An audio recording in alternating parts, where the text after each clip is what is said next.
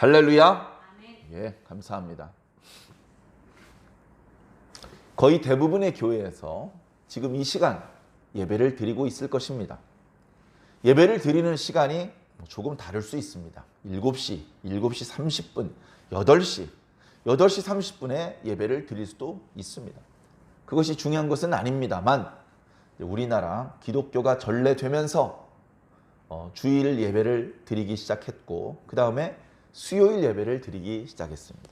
수요일 예배는 처음에는 수요 기도회라고 이름을 붙여서 예배를 드렸는데 최근에는 우리가 수요 기도회라고 하지 않고 그냥 수요 예배 또는 3일 예배라고 이름을 붙여서 예배를 드리고 금요 예배를 금요 기도회로 보통은 그렇게 예배를 드리고 있습니다.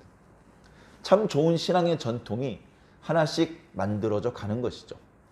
자, 그렇게 예배를 드리는데 이래 낮에 이렇게 예배를 드리는 것이 아니다 보니까 저녁에 예배 드릴 때는 많이 피곤합니다. 저도 목회자 이전에 청년 때 또 학생 때 교회에서 저녁에 드리는 예배 수요일이 되었든 금요일이 되었든 그리고 과거에는 주중에 이렇게 집회를 하는 경우들이 참 많이 있었는데 그 예배들이 대부분 저녁에 드려지기 때문에 한편으로는 상당히 피곤합니다. 학생은 학생대로, 직장인은 직장인대로, 가정주부는 가정주부대로 저녁에 예배에 최적의 컨디션을 위해서 충분히 휴식을 취하다가 올 수가 없는 상황이죠. 학교에서 부지런히 공부해야 되고 숙제해야 되고 그 나름대로의 일과에 집중하느라 학생들은 늘 피곤합니다. 직장인들은 더하죠. 어떤 경쟁사회에서 미끄러지지 않으려면 남달리 피나는 노력을 하지 않으면 안 됩니다. 집에서 일하는 가정주부는 놀고 있느냐? 절대 그렇지 않죠. 그런 일들을 저녁에 예배가 있으면 잘 빨리 서둘러서 마무리를 쫙 해놓고 그리고 이제 교회에 모입니다. 말씀의 은혜를 받기 위해서 하나님 만나기 위해서 교회 오는데 사실은 엄청나게 피곤합니다. 그래서 본의 아니게 막 영적으로 막 병이 들어있고 그런 경우가 아니더라도 너무나 피곤해하는 그런 성도들이 많이 있습니다. 깜빡깜빡 조는 그런 성도들도 많이 있습니다.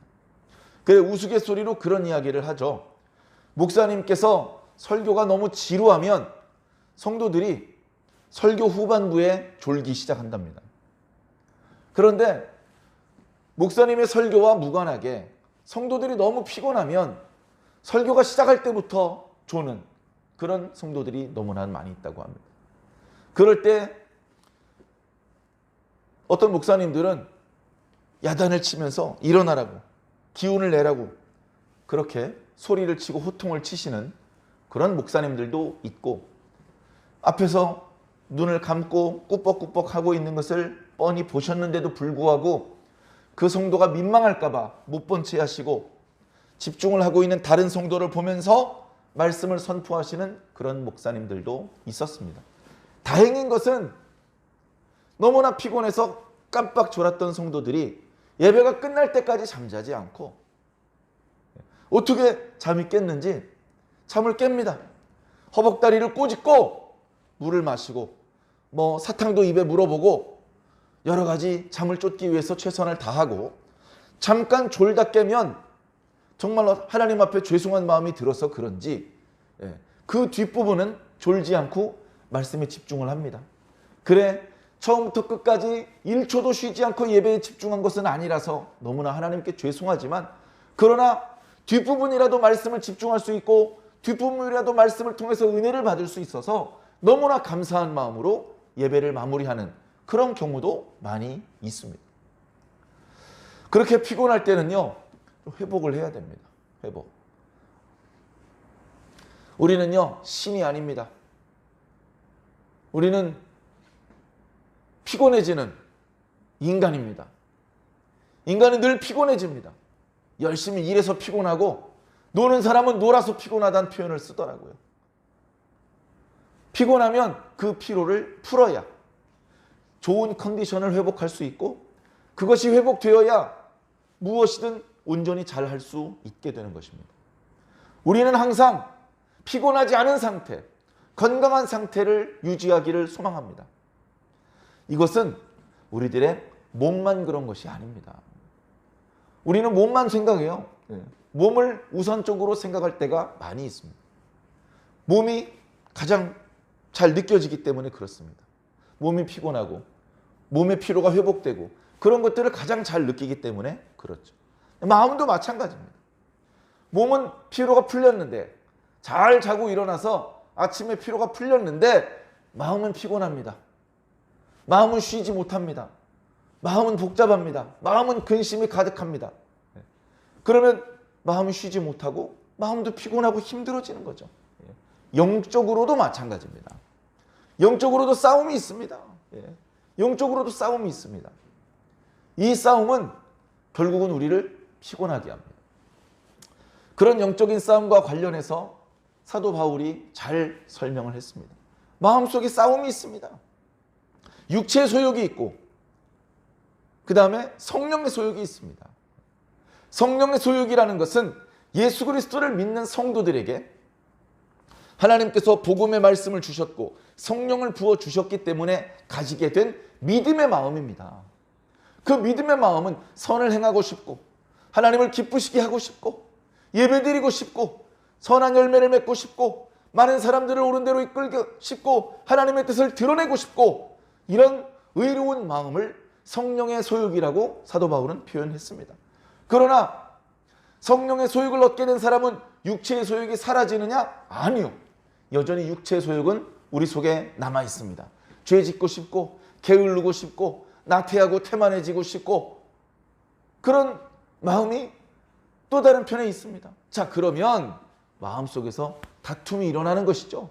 싸움이 일어나는 것입니다. 전쟁이 일어나는 것입니다. 어떻게 하면 좋겠습니까?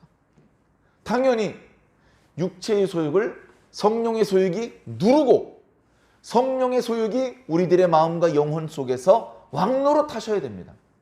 그러면 우리는 아무 저항 없이 의인으로서 말하고 행동할 수 있게 될 것입니다. 그런데 그게 잘 안 되죠. 안 되는 이유는 육체의 소욕이 계속해서 성령의 소욕에 발목을 잡고 있기 때문입니다. 마음속에서 육체의 소욕과 성령의 소욕 사이의 싸움이 끝나지 않고 있기 때문에 그렇습니다. 이 싸움이 길어지면 결국 우리가 원하는 것을 할 수 없다고 사도 바울은 분명히 이야기하고 있습니다. 야, 내 마음속에서 싸움이 길어지고 있어.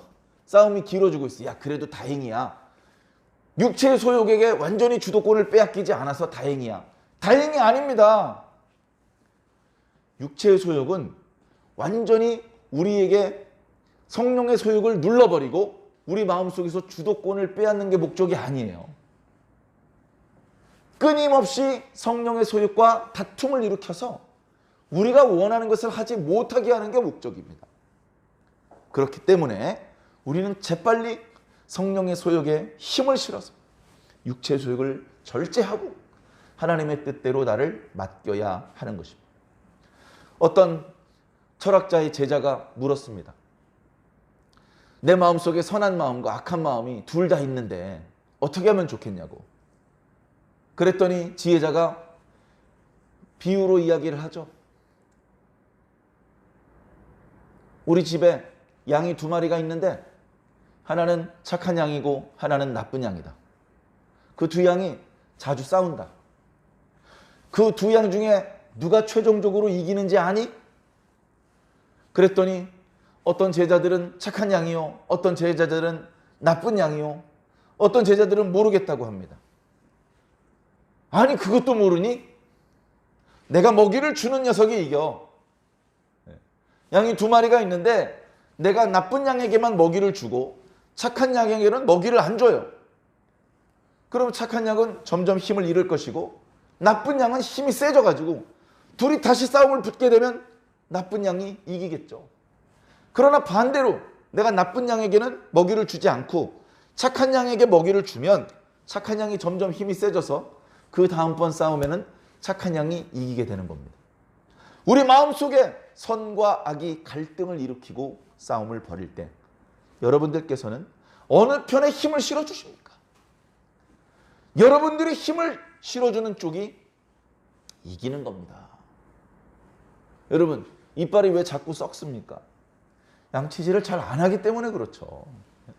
양치질을 하는 것은 왜 귀찮은 일입니다. 저녁에 잠들기 전에 양치질을 하고 자야 되는데 너무나 피곤하고 귀찮으니까 안 하고 잡니다. 어제도 안 했는데 오늘도 안 하고 내일도 안 하고 그게 계속 반복되면 이가 아프고 비싼 진료비를 내고 치료를 받아야 되는 상황이 될 수밖에 없는 것입니다. 그렇게 되지 않으려면 조금 피곤해도 양치질을 해야죠. 너무 피곤해지기 전에 일찌감치 양치질을 해버려야 됩니다. 신앙생활도 크게 다르지 않습니다.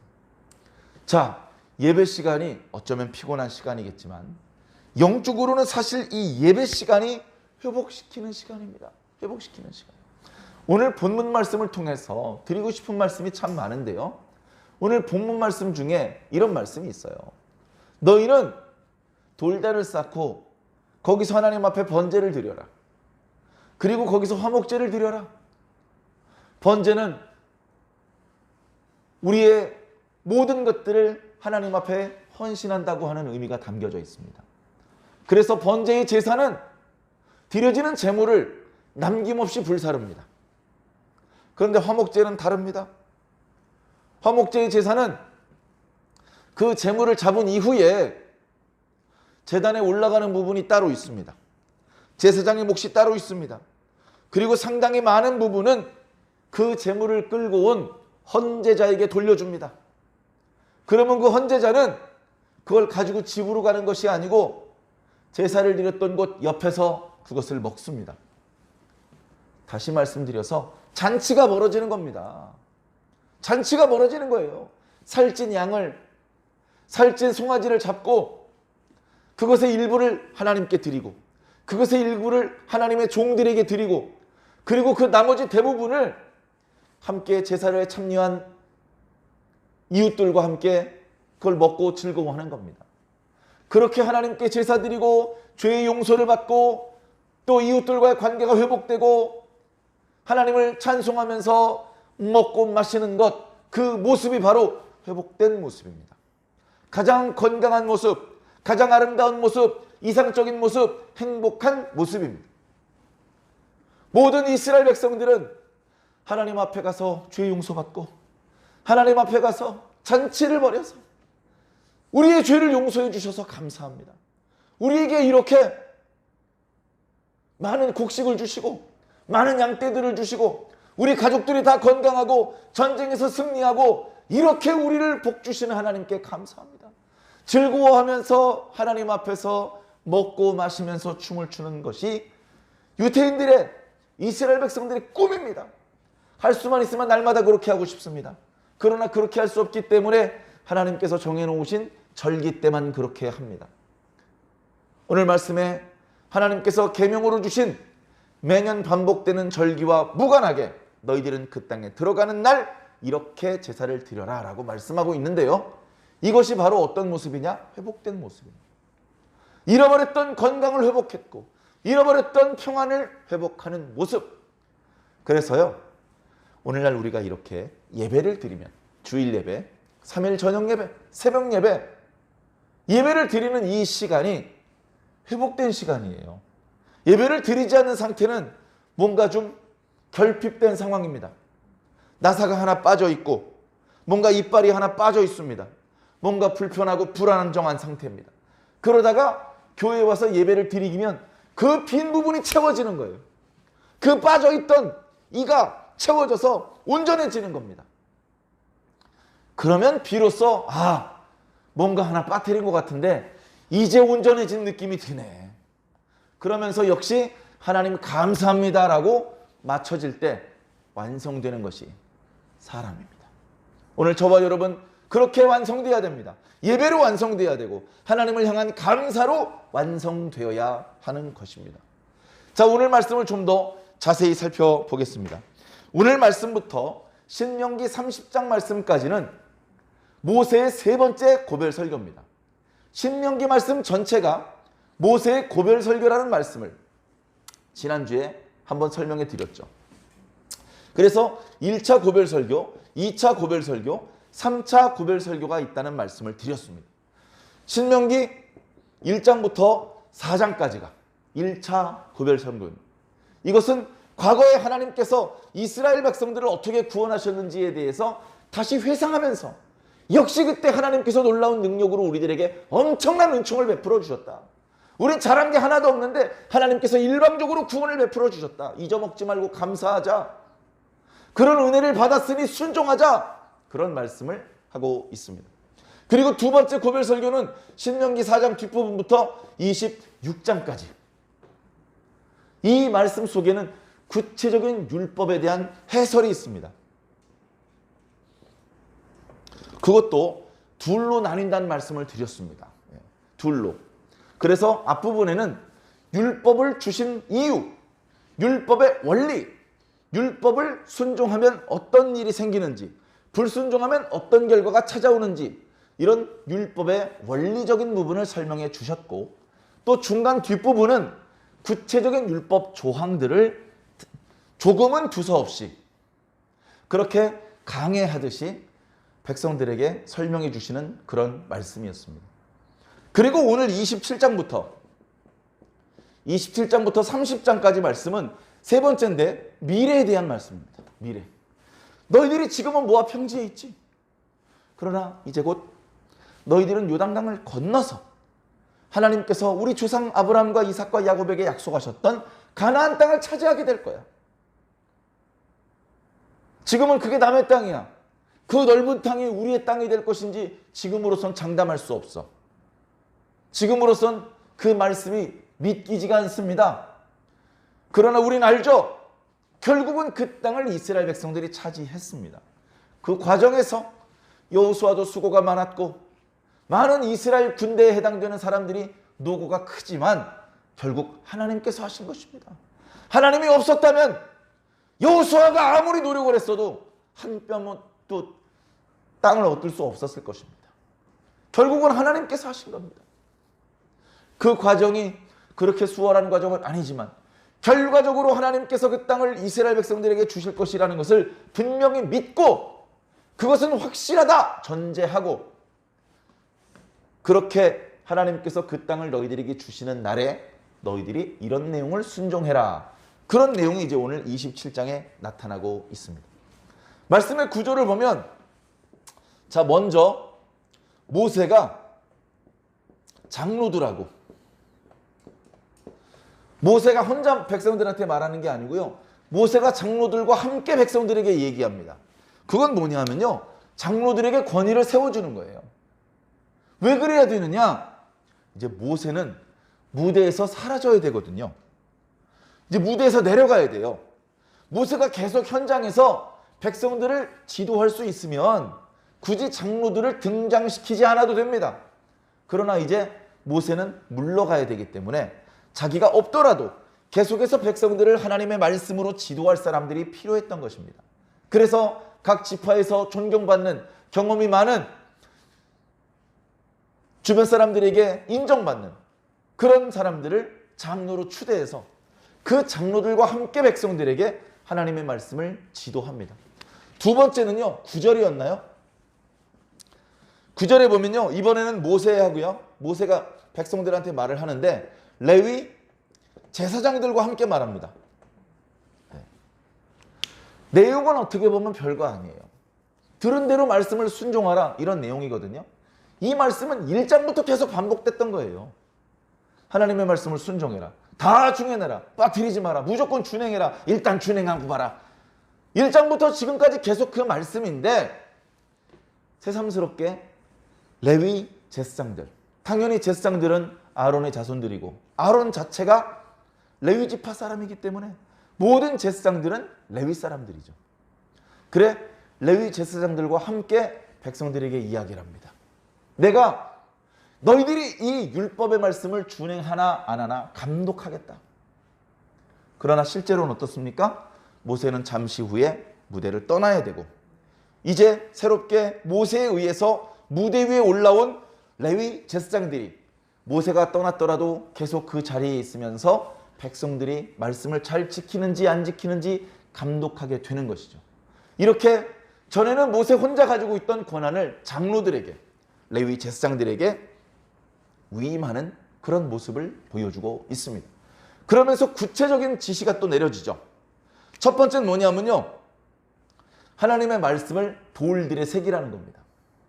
이 돌들이 얼마나 큰지 뭐 지금은 잘 모르죠.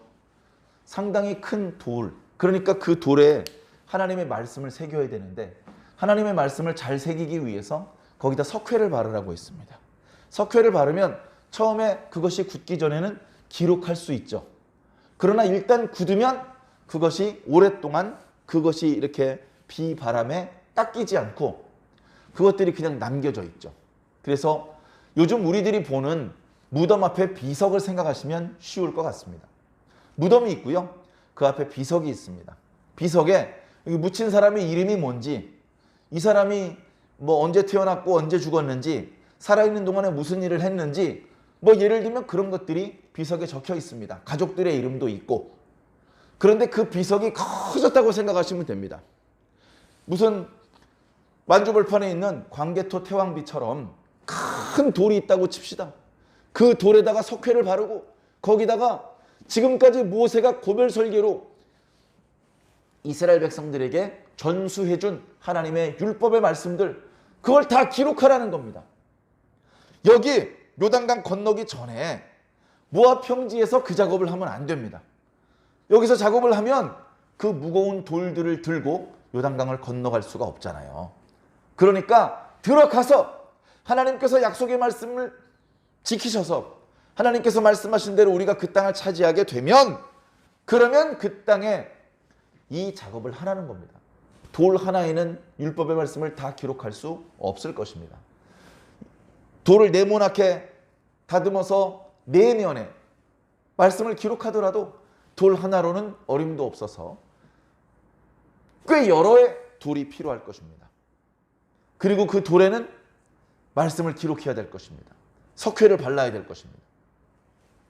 그렇게 해서 돌들을, 석회, 그리고 율법을 기록하고, 그리고 그거를 에발산에다가 세우라고 합니다. 에발산에다 세워라. 그리고 거기서 돌단을 쌓아라. 돌단을 쌓고, 그러니까 종교 의식을 하기 위한 무대를 만드는데 나무로 할 수도 있겠죠. 금속으로 하는 건 조금 어려울 것이고, 어찌 보면 나무로 하는 것이 가장 수월하겠지만 하나님께서는 예로부터 돌로 제단을 쌓기를 원하셨습니다. 더군다나 제단을 쌓을 때 네모 반듯하게 깔끔한 모양을 내기 위해서 철 연장으로 돌을 다듬는 것을 엄히 금지하셨습니다. 철 연장으로 돌을 다듬는 것은 어찌 보면 번거로운 일이지만 어찌 보면 수월한 일입니다. 그런데 연장을 쓰지 않고 제단을 만들려고 하면 돌과 돌 사이가 정확히 맞질 않아서 돌의 모양을 잘 보면서 큰 돌과 작은 돌을 조합해 가면서 돌을 맞추어서 제단을 쌓아야 됩니다.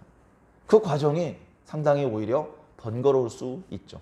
그럼에도 불구하고 예로부터 하나님께서는 제단을 쌓을 때 다듬지 않은 돌을 쓰라고 말씀하셨습니다.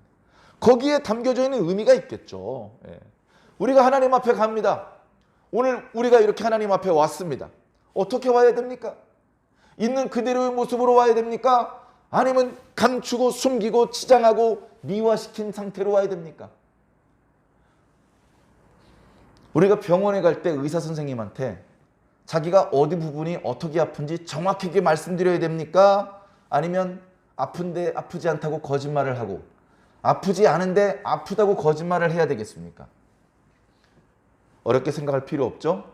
의사 선생님한테 거짓말을 하면 그러면 자기의 병을 치료하는데 아무 도움을 받지 못하고 잘못하면 위험해질 수도 있습니다.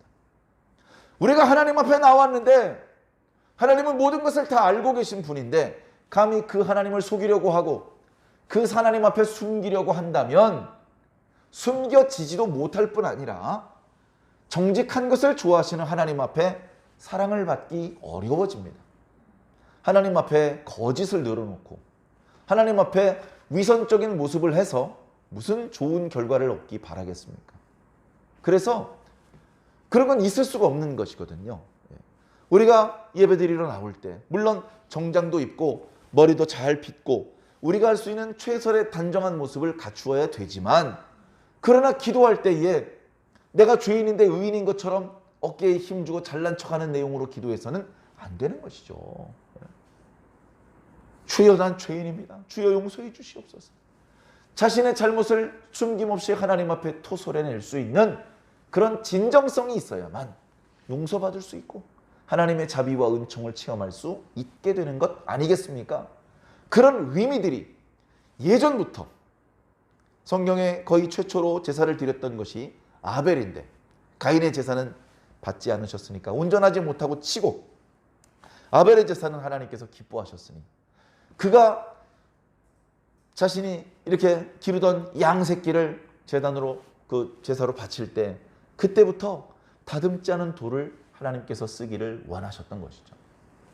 그 전통이 이제 모세의 율법에 명시되어 기록되어 후대에 전달되게 된 것입니다. 그 돌단에서 하나님 앞에 번제를 드리고 화목제를 드리고 그것을 거기서 먹고 즐거워하라. 하나님의 백성으로서의 모습이 온전히 회복되어 있습니다. 돌단을 쌓고 번제를 드리고 화목제를 드리고 하나님 앞에 제사를 드릴 수 있는 것 자체가 엄청나게 큰 축복입니다. 제사가 끝나고 무슨 복을 받는 게 아니고요. 복의 결과로 제사를 드릴 수 있는 자격과 기회가 부여되는 것입니다. 자, 그렇게 됐고 두 번째는 이스라엘 지파가 12지파인데 야곱의 12아들들, 그 12아들들이 6지파는 북쪽에 있는 그리심산에 서고 나머지 6지파는 남쪽에 있는 에발산에 서라. 남북이 바뀌었나요? 지금 갑자기 혼동스러운데. 자, 그렇게 6지파씩 나누어 섭니다. 그러면 그 두 산이 그렇게 높은 산은 아닙니다. 그런데 그렇게 멀리 떨어져 있지 않고 중간에 골짜기를 중심으로 마주보는 산입니다. 이쪽에 6지파가 올라서고 이쪽에 6지파가 올라서면 서로 마주 보입니다. 거기다가 큰 목소리로 무언가를 선포하면, 합창을 하면 그 골짜기 전체에 쩌렁쩌렁 울려 퍼지겠죠. 그런 상황 속에서 축복과 저주를 선포하라고 말씀하셨습니다. 북쪽에 있는 6지파, 시므온 지파, 레위 지파, 유다 지파,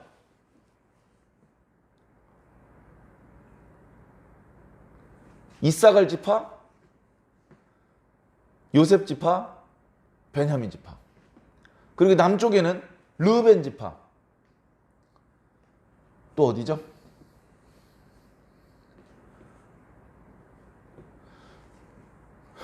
르벤 지파, 갓 지파, 아셀 지파, 스불론 지파, 단 지파, 납달리 지파. 네. 이 특징은요. 이 에발산에 서 있는 6지파 중에 르벤 지파와 스불론 지파를 제외하면요.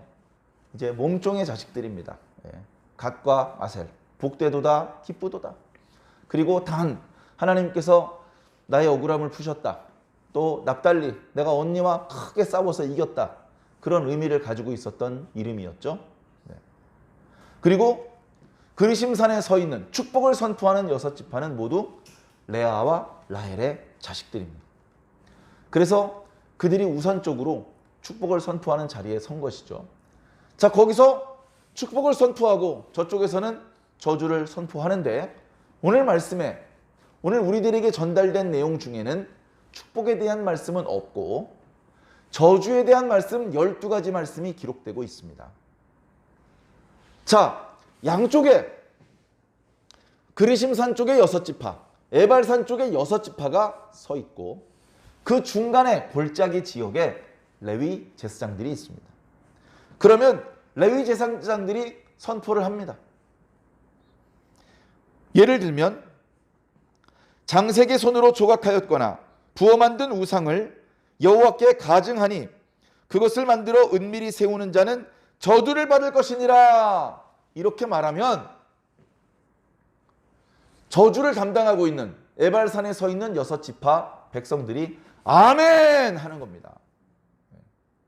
그렇게 6번이나 해요. 안타깝게도 축복의 내용은 오늘 우리들에게 전달되고 있지 않습니다만 축복에 대한 말씀도 당시에는 분명히 있었을 것입니다. 성경은 언제나 모든 정보를 우리들에게 전달하지 않습니다. 우리에게 필요한 말씀들을 전달하고 있습니다. 여기 있는 말씀들을 그래서 주의해야 됩니다. 물론 과거 모세와 여호수아 당시 이스라엘 백성들에게 주신 말씀이지만 오늘 우리들과 무관한 말씀이라고 볼 수는 없기 때문에 그렇습니다. 12가지 저주문 중에 첫 번째에 해당되는 내용은 당연히 우상 숭배를 금지하신 첫 번째와 두 번째 계명을 말씀하신 것입니다. 이 말씀은 오늘 우리들의 시대에 어떻게 적용이 될까요? 말씀 중에 하나님께서 가증히 여기시는 이 우상을 만들어서 은밀히 세우는 자는 저주를 받을 것이라고 하셨습니다. 은밀히 세운다는 것은 은밀한 장소에 세운다는 것입니다. 어디가 은밀한 장소인가? 모든 목사님들이 공통적으로 동의하는 것은 우리들의 마음속입니다. 뒷동산에 세워놓고 서랍 속에 넣어놓고 거긴 은밀한 곳이 될 수 없습니다. 다른 사람이 발견할 수 있는 곳입니다. 그러나 우리가 우리의 우상을 마음속에 세운다면 그 누구도 발견할 수 없습니다. 가장 은밀한 곳입니다. 마음속에 우상을 세워놓지 않으시기 바랍니다. 마음속에 돈 우상, 음란마귀 이런 것들 세워놓은 사람들이 현대사회에 너무나도 많이 있습니다. 사랑하는 성도 여러분, 야곱이 가족들을 설득해서 각자 가지고 있던 모든 우상을 다 모아서 땅에다 묻었던 것처럼 저와 여러분들도 의도했든 의도하지 않았든 우리가 우리 마음속에 세워놓았던 모든 우상들을 땅에 묻어야 됩니다. 돈 우상을 땅에 묻는다고 해서 돈을 묻으라는 말씀이 아닙니다. 땅을 밟고 사는 동안에 돈은 필요합니다. 그러나 돈을 의지하는 마음, 돈을 믿는 마음, 하나님께서 기뻐하지 않는 마음입니다. 이어지는 말씀도 마찬가지입니다. 부모를 경홀히 여기는 자, 저주를 받을 것이다. 10계명 중에 5번째 계명입니다. 그걸 모르는 자가 어디 있습니까? 기독교를 떠나서 다른 불교나 유교에서도 부모를 공경하라고 가르칩니다. 그런 가르침이 없어서 부모를 홀대하고 부모와의 관계가 불편합니까? 몰라서 불편한 것이 아니죠. 조건이 만족되면 부모를 존경하고 조건이 만족되지 않으면 부모를 홀대하는 그런 것은 바람직하지 않습니다. 하나님께서 기뻐하시는 모습이 아닙니다. 저주받아 마땅한 모습인 것입니다. 상황과 무관하게 부모를 사랑하고 부모를 공경하는 것이 마땅할 것입니다. 우리 모두는 우리의 부모를 공경할 뿐 아니라 우리 자녀들에게 공경을 받아야 합니다. 자, 이어지는 말씀, 이웃과의 경계표를 옮기는 것 도둑질이죠. 아주 나쁜 짓입니다. 저주를 받을 것입니다. 맹인에게 길을 잃게 하는 자 저주를 받을 것입니다. 실제로 시각장애인을 엉뚱한 길로 이끌면 안 되겠죠. 여기는 근데 중의적인 의미들이 있습니다. 사리 분별을 못하는 친구가 있는데 나쁜 친구들이 그 친구가 죄를 짓도록 자꾸 유혹을 하고 죄를 짓는 일에 자꾸 가담을 시키는 그런 행동도 역시 저주받아 마땅한 행동이라고 중의적으로 말씀하고 있는 것입니다. 객이나 고아나 과부 억울하게 해서는 안 되겠죠. 이들은 변호사를 선임할 돈이 없습니다. 지식도 없습니다. 분쟁이 생겼을 때에 정당하게 자신의 의견을 필요로 하고 억울한 누명을 쓰지 않을 능력이 별로 없습니다. 그럼에도 불구하고 이 사건을 맡고 있는 재판관이 그리고 이 사건을 바라보고 있는 모든 이스라엘 백성들이 정직하게 하면 그 어떤 고아도 과부도 객도 억울해서 피눈물을 쏟는 일은 없겠죠. 오늘 우리 현실 속에서 그렇게 되지 못하는 일을 너무나 많이 봅니다. 경상도 사람이 전라도 지방에 와서 교통사고를 일으키면 피해를 당했는데도 가해자로 억울한 누명을 쓰는 경우도 있었다고 합니다. 최근에 그런 것들이 많이 없어졌다고 하지만 과거에 그런 일들이 비일비재했다고 했는데 부끄러운 일입니다. 더군다나 하나님을 믿는 사람들은 정직을 잃으면 시체라는 것을 꼭 기억해 주시기를 바랍니다. 그리고 이어지는 여러 계명들은 잘못된 성문화입니다. 근친상간, 수간, 잘못된 그런 성적인 모습들 하나님께서 가증히 여기십니다. 조금 싫어하시는 것이 아니고 아주 많이 싫어하십니다. 당연히 흉내내서는 안 됩니다. 요즘 기독교적으로 성경적으로 도저히 용납할 수 없는 제도들이 자꾸 만들어지려고 하고 있습니다. 잘못된 내용들이 학교에서 학생들에게 교육이 되게 하기 위해서 교과 과정들을 개편하려고 시도하고 있습니다. 우리들은 그렇게 생각합니다. 담배? 중고등학생들한테 팔아도 돼. 내 아이만 안 피우면 돼. 마약? 길거리에서 팔아도 돼. 나만 안 하면 돼. 그런 식으로 생각하는 분들이 많이 있는 것 같습니다. 그러나 길거리에서 마약을 판매하는 것을 허용을 하면 나만 마약을 안 하면 돼 라고 결심한 사람의 결심은 곧 무너진다는 것을 우리는 이미 수없이 많은 사례를 통해서 보아서 알고 있습니다. 따라서 유해한 것은 애초에 없어야 되는 것입니다. 과거에 요즘 많이 없어졌습니다만 전자오락실 이런 것들이 있었습니다. 중고등학생들이 아주 많이 갔습니다. 그런데 그것은 중고등학생들에게 유해하다. 그렇기 때문에 학교 교문으로부터 몇 킬로 이내에는 그런 시설이 들어와서는 안 된다. 그런 기준을 만들었습니다. 요즘 같은 사람 같았으면 정문 앞에, 학교 교문 바로 앞에 만들어도 됩니다. 우리 아들만 안 들어가면 되는 것이죠. 그런 식의 아니란 생각을 하면서 악한 것을 용납하다가 다 더러워지는 것입니다. 영적으로 깨어 있어야 되고 하나님께서 주신 지혜로 정확히 분별해낼 수 있어야 하며 옳은 쪽을 선택해야 됩니다. 잘못된 쪽을 선택하면 그 대가를 혹독하게 치러야 되기 때문에 항상 올바른 쪽을 선택을 해야 되는 것이죠. 자, 그래서 맨 마지막 말씀은 이 여러 율법의 말씀을 실행하지 않는 자는 저주를 받을 것이다. 모든 백성은 아멘할지니라. 그렇게 말씀하시는 것으로 오늘 말씀이 마무리되고 있습니다.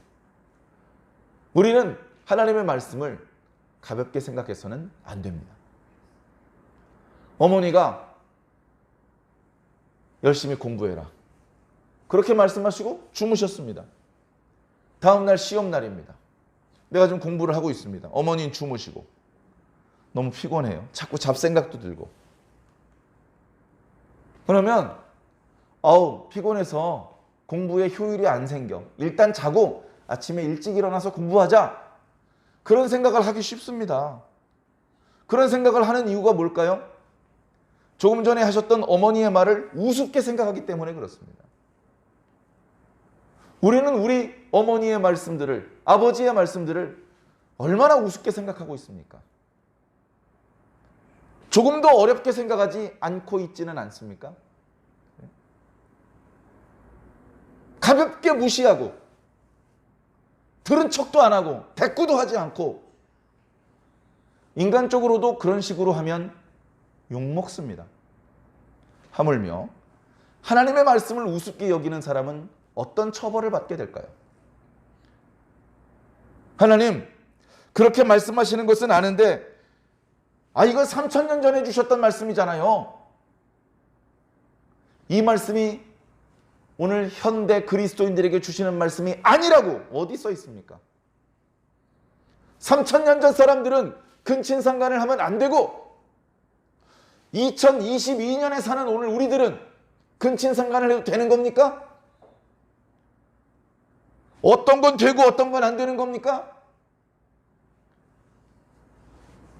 자기 마음대로 이거는 지켜야 되고 이건 안 지켜도 되고 자기가 하나님이 되어서 자기가 판사가 되어서 판단을 내린다면 하나님이 무슨 필요가 있습니까? 하나님의 말씀이 무슨 필요가 있습니까? 예수 복음은 뭐가 필요합니까? 내가 복음인데 내 생각이 복음인데 예수님의 복음을 뭐하러 듣습니까? 우리들이 나도 모르게 가지고 있던 그 잘못된 고정관념들, 편견들, 잘못된 관행들 그런 것들을 다 내려놓아야 됩니다.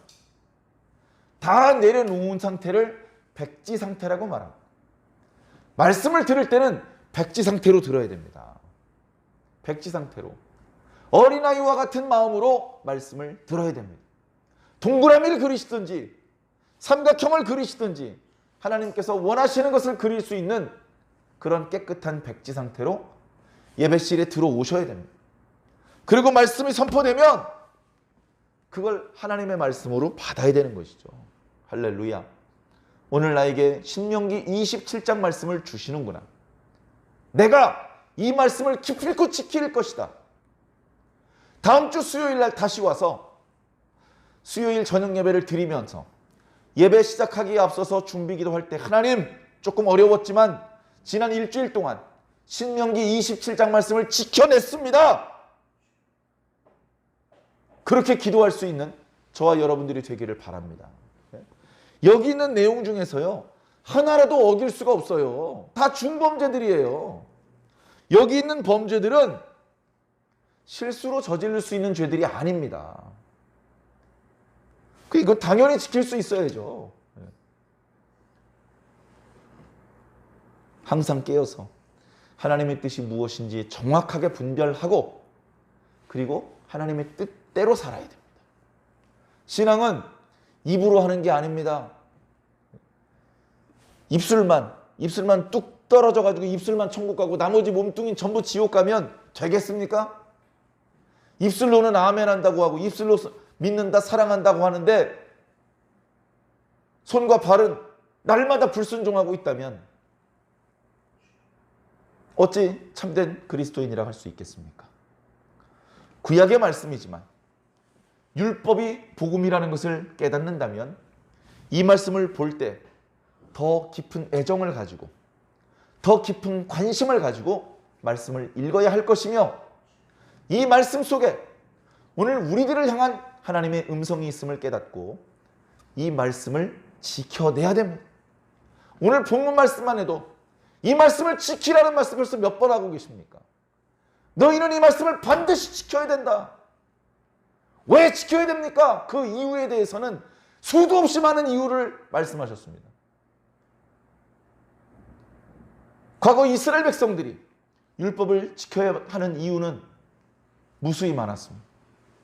홍해를 갈라지게 해주셨기 때문에 장자들을 멸하시는 날 이스라엘 백성들의 장자들을 살려주셨기 때문에 흑암이 애굽 땅을 덮는 날 고센 땅엔 광명을 주셨기 때문에 우리는 율법을 지켜야 된다.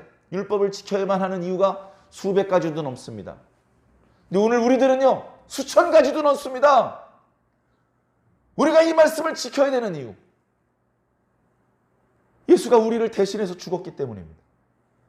예수님이 우리가 얻게 될 구원의 예표로서 다시 살아나셨기 때문입니다. 예수님께서 다시 오실 것이기 때문입니다. 예수님께서 어제도 우리에게 말씀해 주셨고 오늘 우리의 기도를 들어주셨기 때문입니다. 우리가 이 말씀을 지켜야 되고 이 말씀을 순종해야 되는 이유는 억만 가지도 넘습니다. 그런데 사소한 유혹에 이끌려서 말씀을 무시한다면 어찌 그를 참된 하나님의 백성이라 할 수 있겠습니까? 완벽한 사람은 있을 수 없겠지만 그래서 누구나 실수가 있고 어딘가는 부족한 부분이 있어서 하나님 앞에 늘 죄송한 마음이고 그런 한계를 가지고 있는 것을 우리가 다 알지만 그것을 핑계대면서 뻔뻔하게 안 지키고 사는 것이 아니라 최선을 다하는 모습을 하나님 앞에 보여드리는 것이죠. 너 기도하는구나. 근데 지금 이 기도가 네가 할 수 있는 최선이냐? 너 헌금하는구나. 이 헌금이 네가 할 수 있는 최선이야? 예배를 드리고 있구나. 이 예배가 네가 드릴 수 있는 예배의 최선이냐? 하나님께서 그렇게 부담스럽게 우리에게 물어보지 않으신다고 건성건성 신앙하지 않으시기 바랍니다. 최선을 다해서 예배드리고 최선을 다해서 기도하고 헌금하고 봉사하는 진짜 그리스도인이 되시면 얼마나 좋겠습니까? 사랑하는 성도 여러분, 우리끼리 당신은 진짜 그리스도인입니다. 당신이 최고입니다. 우리끼리 말하는 것도 기분은 좋죠. 약간의 위안은 되겠죠. 그러나 진짜 칭찬은 하나님께 받아야 됩니다. 하나님께서 우리를 향하여 너 내 아들이다 이렇게 말씀해 주시면 게임 끝나는 겁니다. 그 누가 우리를 비난하고 정죄해도 다 소용없는 것이죠. 하나님께서 우리의 손을 들어주시면 우리가 승자가 되는 겁니다. 그렇게 하나님께 인정받기 위해서 최선을 다하는, 하나님께 칭찬받기 위해서 최선을 다하는 저와 여러분들이 꼭 되기를 예수님 이름으로 간절히 축원합니다.